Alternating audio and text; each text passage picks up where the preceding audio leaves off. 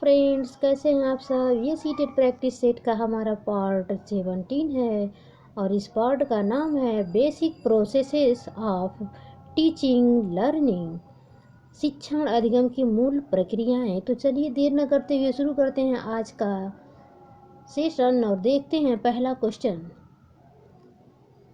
Question है, शिक्षण का उद्देश्य होता है ए, विद्यार्थियों को ज्ञान उपलब्ध कराना, बी, विद्यार्थियों को पढ़ने के लिए प्रोत्साहित नहीं करना, सी, विद्यार्थियों को बताना कि पढ़ने से कुछ नहीं होता, डी, उपरोक्त में से कोई नहीं।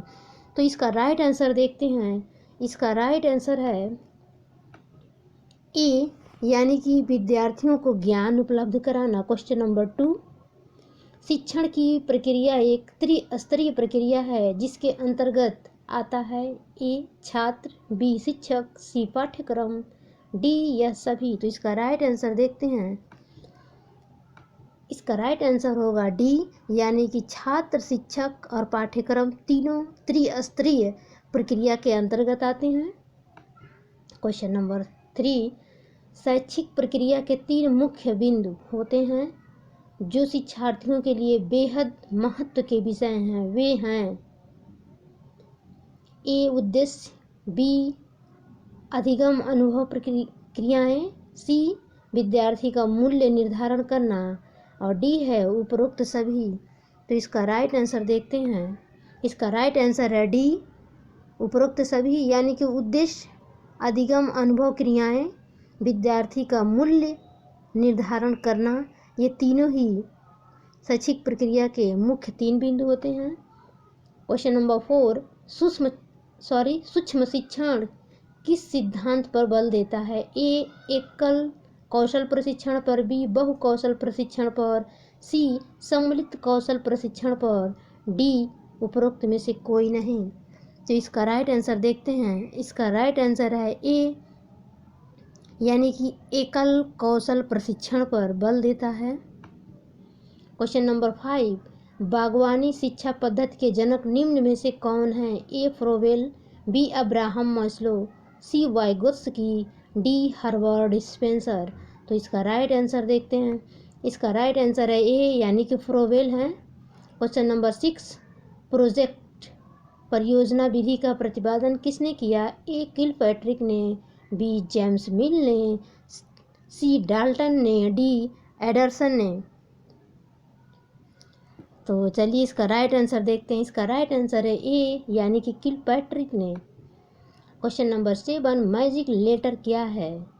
ए, एक कहानी का नाम है, बी, एक जादूगर द्वारा लिखित एक पुस्तक है, सी, एक फिल्म का नाम है, डी, एक चित्र प्रदर्शन यंत्र है। तो चलिए इसका राइट आंसर देखते हैं।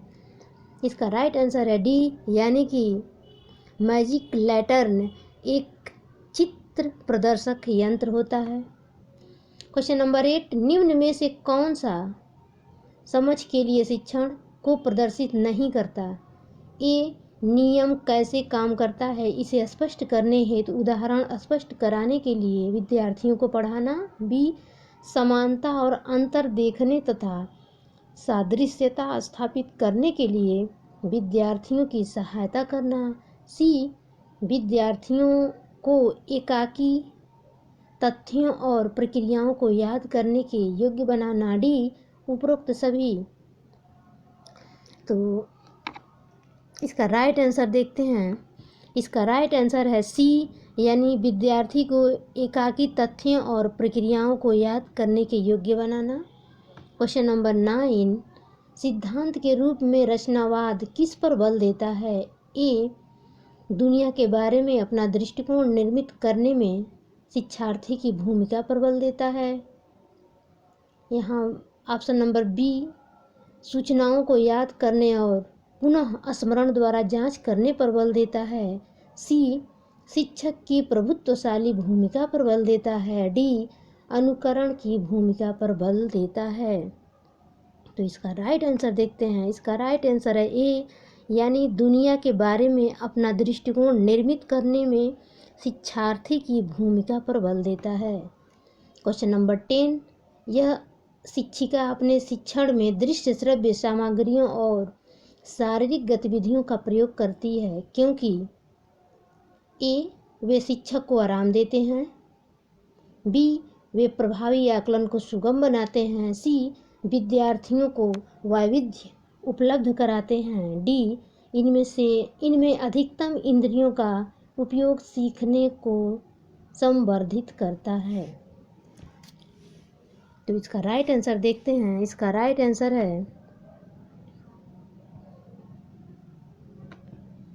डी, यानी इनमें अधिकतम इंद्रियों का उपयोग सीखने को संवर्धित करता है। क्वेश्चन नंबर 11, निम्न में से कौन सा सिद्धांत पाठ्य योजना में शामिल नहीं है? ए, योजना की दृढ़ता, बी, शिक्षार्थियों का ज्ञान, डी, उद्देश्यों की स्पष्टता, डी, शिक्षण का ज्ञान।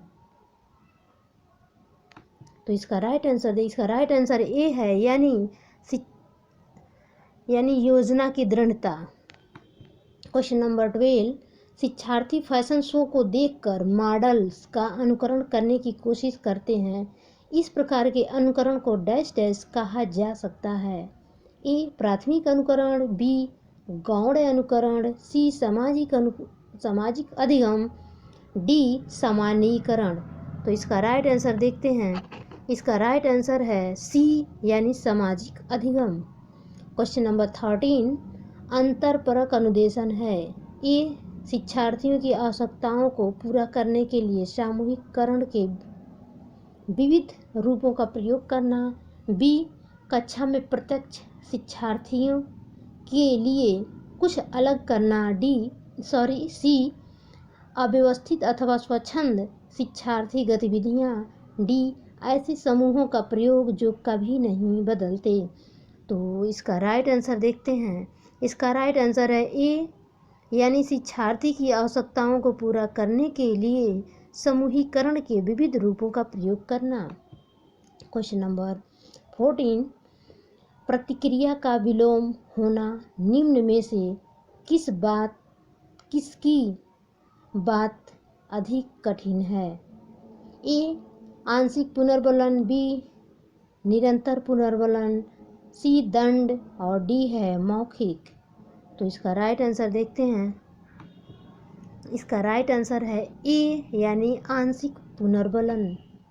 क्वेश्चन नंबर 15, वंडूरा के सामाजिक और लोकन पर आधारित अधिगम सिद्धांत में निम्न में से कौन सी प्रक्रिया होती है? ए, स्वचिंतन, बी, प्रतिधारण, सी, पुनरावृत्ति, और डी है सार को दोहराना।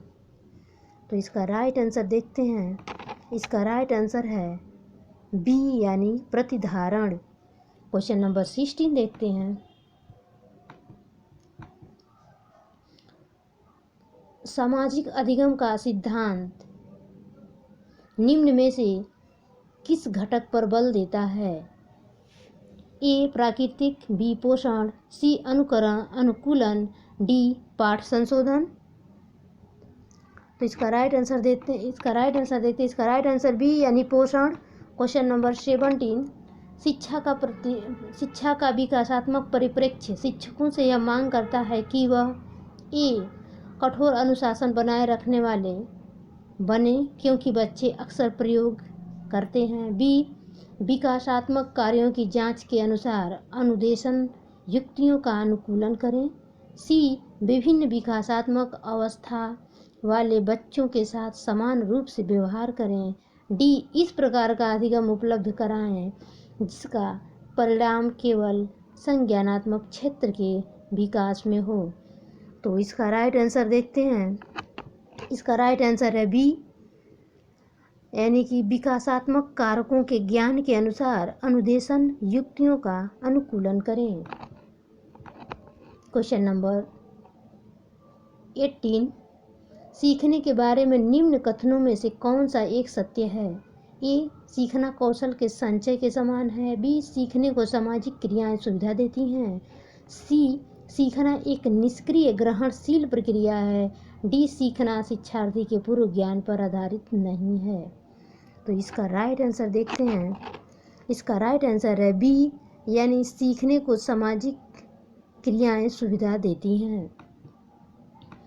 क्वेश्चन नंबर 19, कक्षा तक पहुंचने वाली बच्चों की भोली अवधारणाओं को जानना ए, शिक्षा के किसी उद्देश्य की पूर्ति नहीं है। बी, शिक्षक के कौशलों को पस्त कर देता है क्योंकि इससे उसका कार्यभार बढ़ता है। सी, शिक्षक के लिए अपने शिक्षण को अधिक सार्थक बनाने की योजना बनाने में सहायक होता है। डी, शिक्षक की योजना और शिक्षण में रुकावट बनता है। चलिए इसका राइट आंसर देख लेते हैं। इसका राइट आंसर है सी, यानी शिक्षक के लिए अपने शिक्षण को अधिक सार्थक बनाने की योजना बनाने में सहायक होता है। क्वेश्चन नंबर 20 और इस अध्याय का ये लास्ट क्वेश्चन है, तो चलिए देखते हैं। विद्यार्थियों के प्रभावशाली अधिगम के लिए निम्न में से कौन सा शिक्षक के प्रारंभिक कार्यों में से एक नहीं है। प्रारंभिक कार्य पूछ रहा शिक्षक का। ए, विद्यार्थियों की धारणाओं को जानना जिन्हें लेकर वे कक्षा में आते हैं। बी, विद्यार्थियों को उपदेशात्मक विधि से सूचना प्रदान करना। सी, विद्यार्थियों से स्तर के प्रश्नों के उत्तर की अपेक्षा करना। उच्च स्तर होना चाहिए था यहाँ पे, इसके लिए सॉरी। डी, बच्चों को यह सिखाना कि वे अपने अधिगम प्रयासों को कैसे देखें और सुधार सकते हैं। तो इसका राइट आंसर देख लेते हैं। इसका राइट आंसर है बी, यानी विद्यार्थियों को उपदेशात्मक विधि से सूचना प्रदान करना। तो दोस्तों ये था हमारे इस अध्याय का ये 20 क्वेश्चन। दोस्तों अगर वीडियो पसंद आए तो लाइक, शेयर और सब्सक्राइब करना ना भूलें। मिलते हैं नेक्स्ट अध्याय में, तब तक के लिए आप लोगों का बहुत बहुत धन्यवाद।